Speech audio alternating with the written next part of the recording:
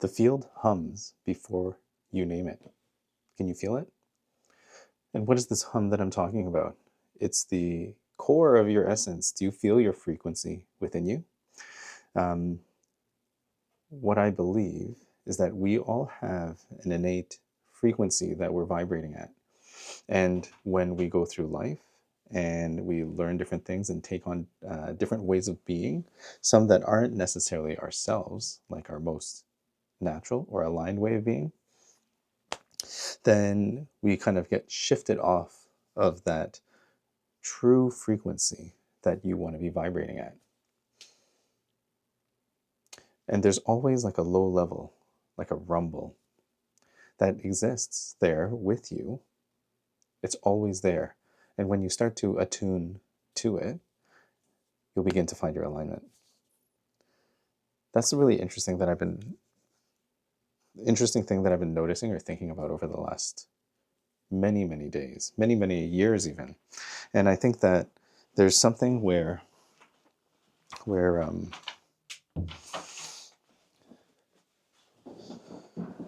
there's something where it becomes more real the more that you understand it. And it's almost like there's noise around, like a clean signal. So if you think about when you're feeling any kind of negative emotion, sad, angry, anxious, worried, like in those states, you're feeling likely very kind of scattered and frazzled. Whereas when you're in those more positive states, like joy and peace and happiness, then you get a cleaner signal. So understanding that that clean signal underlies all of your experience, even in the good times and the bad times, that signal is always there. And the truth of our experience is that we will always be in some kind of up or a down. That's the variation. That's the gift that we have in this life, where we can experience all the different range of emotions and experience that we have available to us. So I had a conversation with a friend like many years ago now, maybe almost 6 years ago, and maybe more, talking about how in kind of like spiritual circles, there's this feeling of like, sometimes there's a feeling of like I'm better than you from some people who find themselves very spiritual. And that's part of the process, because when you first awaken and realize that there's something more to this whole experience than you, and you begin to try to move more and more towards that quote unquote high level, I think there's a misconception that you always have to be at a high. And if you're not at a high, then something is going wrong. But when you're always at a high, or when you're always aiming for a high and you find yourself not there for whatever reason, then it's very easy to then kind of fall back down and experience that low again, and then feel really bad about it, hold on to guilt and shame. And then, as true as you are vibrating at your frequency, you may also experience this guilt and shame that you're holding on to for various reasons. So there's a process as you go through this of understanding that the spiritual experience is the human experience itself, the thing that you are here to experience, all the ups, all the downs, all the highs, all the lows. And to be able to move through all of these things at your most authentic, in your most authentic self, like just basically showing up as you, is the highest that you could ever vibrate, right? Like if you think about like like signals and frequencies, when they're clean and there's no noise kind of like interfering, then you get the full signal. You show up, you just show up as you.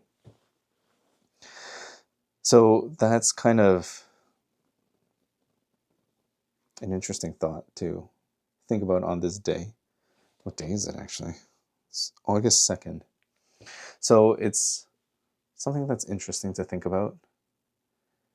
And it leads me to my kind of recent reflection of thinking that all external reflections, indications are things that we kind of see of our past selves. If you think about, I was walking through a mall earlier today in my local neighborhood. It was our local mall, and I've been going there since I was a child, like probably like 5 years old.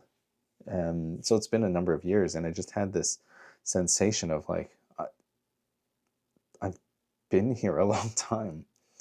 And so, like, kind of walking through, it's easy sometimes to fall back into different experiences or past experiences and those feelings. And then you might experience nostalgia. You might experience like a tinge of loss because that time has gone past.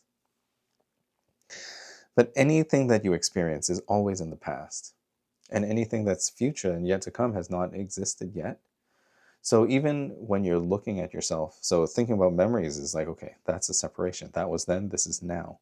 But even when you're in the moment and like looking at yourself in the mirror, that light that's reflected back to you is old. It's come from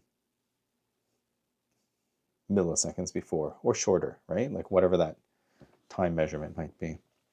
So then the truest, the closest you can ever get to the future is now in the present. So then feeling that and that idea, that illusion of movement of time, that we're going to get to another place, kind of messes with like how the change and transformation in us actually happens, which is it happens now. There gets to be a point where you realize that you're different. And when you get to that point, it's sometimes like you can go back and forth where you have like, oh, like I'm feeling like this new different me, and then sometimes you fall back. And it's like the more that you observe and experience that like newer version of you, the more current version of you, the easier it gets to feel into that. Somewhere along the way, your mind shifts to accepting that future you as you. And when you have that acceptance, that's when you can let go of everything else and fully become the you in the present. So thinking about that from this position that I'm sitting in now, I'm always moving into the future and evolving while this video, anything that I write, any way that I show up in front of other people, and even any way that I observe myself are observations of the past where I'm going to be still growing and changing. And I may feel differently materially in this moment. Like it could be like, oh, I had this switch and now I feel like I'm ready. So what I was like thinking about yesterday and thinking about that of like feeling into that future self, it really kind of highlights that idea for me that I am enough in this moment, because in this moment is the only one I'm experiencing. And when I'm enough in this moment, then I'm always enough. It will be perpetual and forever because now is forever. So take a pause sometimes, pause and pull yourself out of all the stories that you've created for yourself. Take a break, even just set them down, just take them and put them aside for a moment and just sit there and experience this moment. Because this is like you moving into the future. This is the feeling of the future coming into the present. So rather than feeling like you are chasing something, let the future come to you.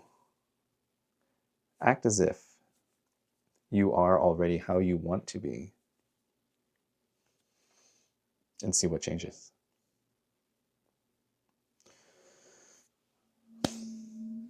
We'll see you. Bye.